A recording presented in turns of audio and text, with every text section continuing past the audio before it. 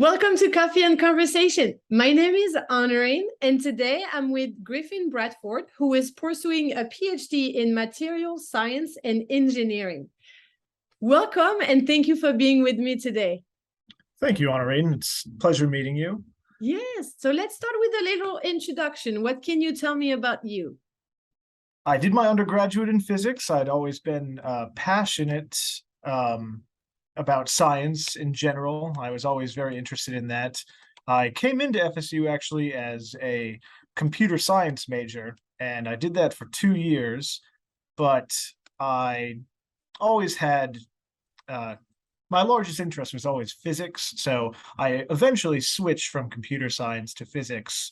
I like understanding the universe and how it works, so that would, I like computers, but physics really appealed to me. And then mathematics was a natural follow-up to physics. You nearly get it for free at FSU when you do. What else? I like to play video games and soccer sometimes. I go to the beach a lot. And now I'm a fourth-year graduate student at the Applied Superconductivity Center, and I work on REBCO Coated Conductor, which is a type of superconductor, and we are trying to make high field magnets for scientific applications. Okay, so I saw your grad impact profile, and your photo is you with like a plastic cap with what looks like a beer, but I'm pretty sure it's not a beer. Not at that moment, yeah. Can you tell me more about your research? What would I say? At the Mag Lab, for example, on FSU property, part of FSU, I suppose, they have very large magnets. The strongest continuous one in the world is 45 Tesla here in Tallahassee, and that uses a combination of copper and superconductor. So copper, everyone's familiar with it. It's a very conventional metal. And it's what we use to carry electricity throughout our power grid. However, it gets hot when you use it. If you've ever used a phone or a computer, I'm sure you've noticed that it's gotten quite hot when you're looking at all the memes. So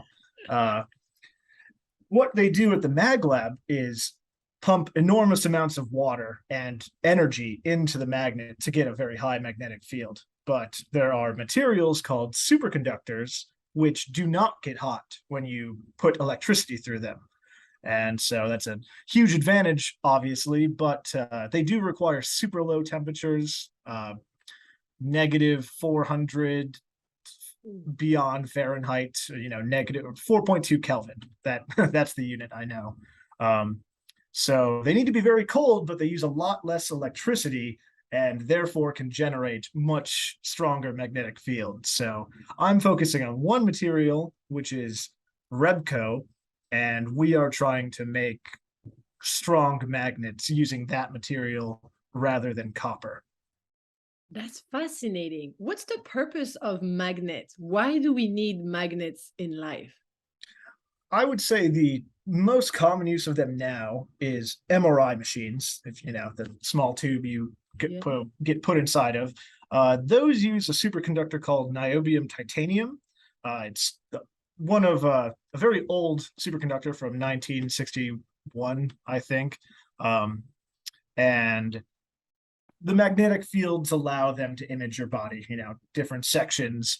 So that's one primary use. Another use would be particle accelerators. So the Large Hadron Collider or various other ones around the world, they use magnets to shape and guide the beam, also to accelerate it to some extent. So the primary uses are mostly MRI and particle accelerators, but hopefully the next major use of them will be nuclear fusion, which no one has really achieved yet so far in all of history. So I've heard a lot about MagLab, but what exactly happened there? Are you working on magnets, or is it different for, I know MagLab, but it looks like you are with the Applied Superconductivity Center. So does it mean that inside MagLab, there are different centers? Yes, I would say maybe not centers. ASC is, I think, one of the only centers, but within the Mag Lab, there are a variety of different departments: biology, there's MRI, condensed matter physics. So the Mag Lab is more or less a collection of many different scientific research groups and labs in one building.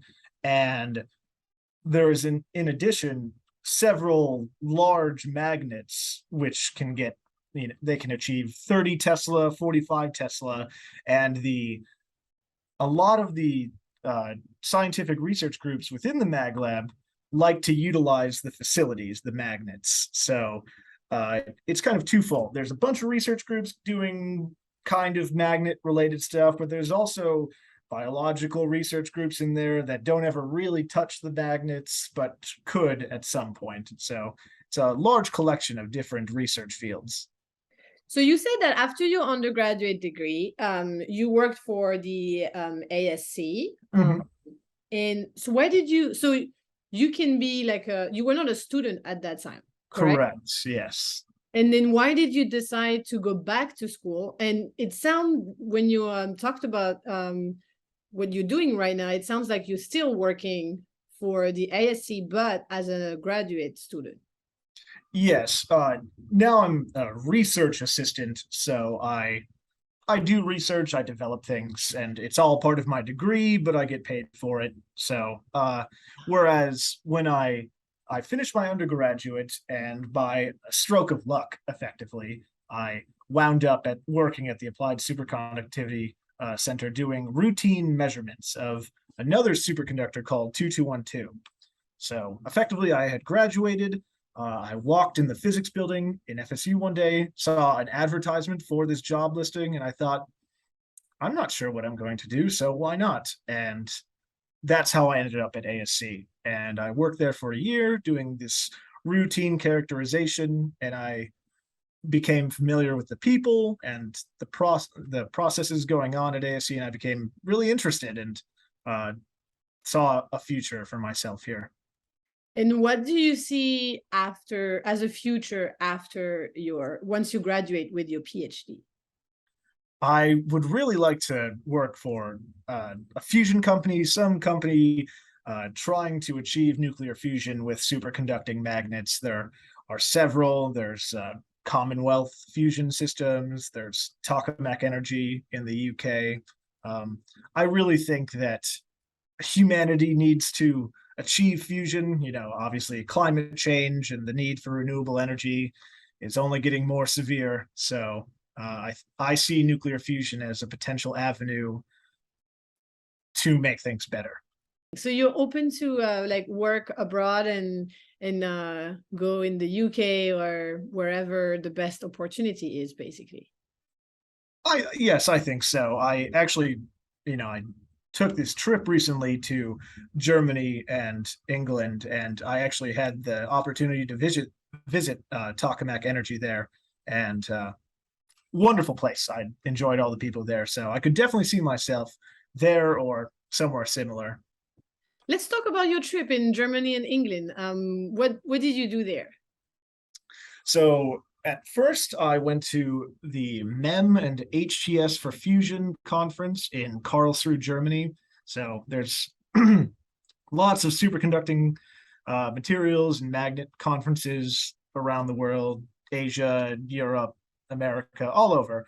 And this one has been going on for several years now.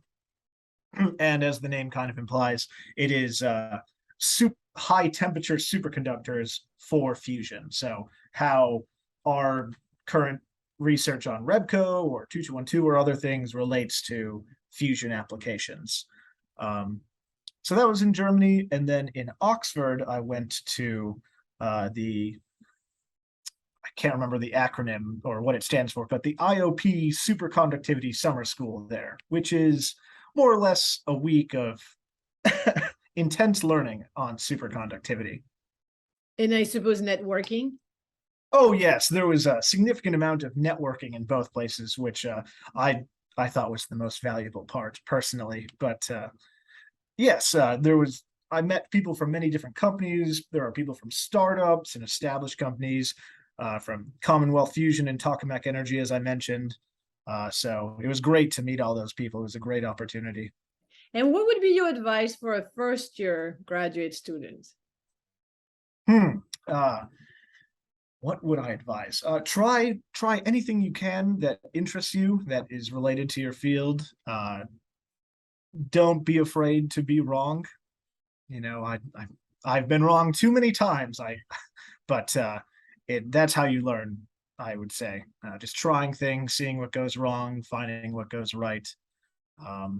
And one other thing I would say is socializing with your peers. I find that when I worked here for a year at the Applied Superconductivity Center, I got to know many people, and that really helped me choose the path because I knew what everyone was working on the field. So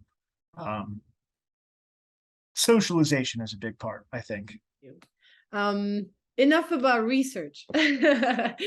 So you said you love the beach, you love playing video games, playing soccer. So what do you do on the weekend when you succeed at not going into the lab? Definitely, I'd like to go to St. George Island. It's about an hour away from here. I grew up in South Florida. I'm from Boca Raton, Florida, near Miami, and so I was going to the beach all throughout my life. So I've continued the tradition. It's a little further away here, but I certainly do that. Soccer, I occasionally play video games. I hang out with people from the lab. I bike ride on St. George, the St. Mark's Trail in town. I'm trying to think, what else do I do other than work? I'm not sure. Well, that's very typical of a graduate student or a research assistant. It's that's where there are so many talks about, taking care of yourself. And some people, they were totally fine. Like, it sounds like you're totally fine with working and because you're really enjoying what you're doing. Yes. You don't seem to feel burnout. No, I don't feel burnt out at all being here. I would say after my undergraduate, I did feel a little bit burned out after, grinding for 5 years. So that's why I wasn't quite sure what I was going to do after I graduated and how I ended up at ASC, but it was all a good stroke of luck, I think. I will say getting drinks with your colleagues is also a great way to relax as well. So that's something I definitely partake in. Well, thank you so much for your time on this Friday afternoon. My pleasure. Thank you for having me.